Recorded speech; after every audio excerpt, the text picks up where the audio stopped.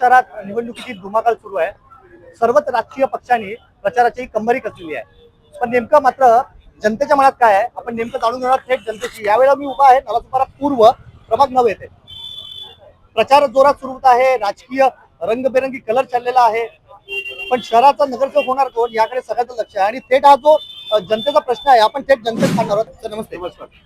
Sir निवडणुकीच्या तारखा जाहीर झालेल्या आहेत आणि आपण एक चांगला नगरसेवक शहराला निवडून देणार आहोत। काय वाटतं आपल्याला, कसा असला पाहिजे आपला नगरसेवक आणि आपल्यासाठी नेमकं काय केलं पाहिजे?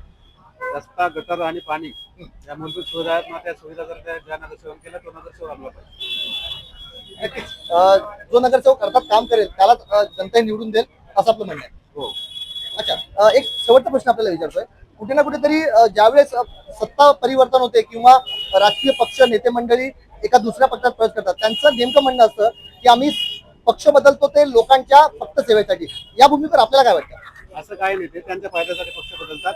लोकांची कोणाला काही पडलेली नाही, फक्त आपला स्वार्थ साधतात आणि तेवढ्यासाठी पक्ष बदल करतात। नक्कीच धन्यवाद सर। अजून काही लोक आहेत आपण त्यांच्याशी बोलायचा प्रयत्न करू। सर नमस्कार। नमस्कार, सर काय शुभ नाव आपलं? अमित जोशी। अमित जी, एक छोटा प्रश्न होतोय। महानगरपालिकेच्या निवडणुकीच्या तारखा जाहीर झालेल्या आहेत आणि आपण लवकरच शहराला नगरसेवक निवडून देणार आहे। काय वाटतं आपल्याला, कसा असला पाहिजे नगरसेवक आपल्यासाठी? नगरसेवक हा मुळात जनतेच्या ज्या मूलभूत गरजा आहेत, वीज, पाणी, रस्ते, त्यांना ज्या सातत्याने भेडसावणाऱ्या समस्या आहेत त्याचं निवारण करणारा, जनतेसाठी अहोरात्र झटणारा असा नगरसेवक जनतेला अभिप्रेत आहे। नक्कीच जनतेसाठी अहोरात्र जगणारा, लढणारा आणि आपल्या सोयीसाठी येणारा असा नगरसेवक आहे। अर्थात आपण राहायला इकडे जाता? हो, इकडेच आहे। अच्छा, किती वर्षापासून राहता आपण या परिसरात? 15 वर्ष झाली। अच्छा, 15 वर्षात जो स्थायिक नगरसेवक असेल किंवा कोणी आपण त्याला पाहिलं का कधी?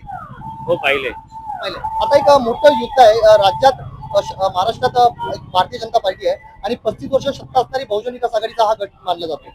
त्या दोघांमध्ये काट्याची टक्कर चाललेली आहे। काय वाटतं आपल्याला या दोघांमध्ये नेमकी काय भूमिका असेल? खरं तर आज जी परिस्थिती निर्माण झाली आहे वसई विरारमध्ये, गेली 35 वर्ष या ठिकाणी बहुजन विकास आघाडीची सत्ता होती। 35 वर्ष जनतेने त्यांना निवडून दिलं होतं। जनतेने विधानसभेत परिवर्तन केलंय।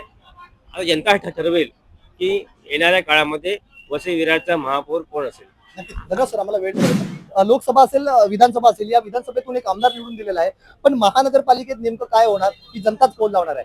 कॅमेरा पर्सन रवी सह मी निलेश माडी, नालासोपारा।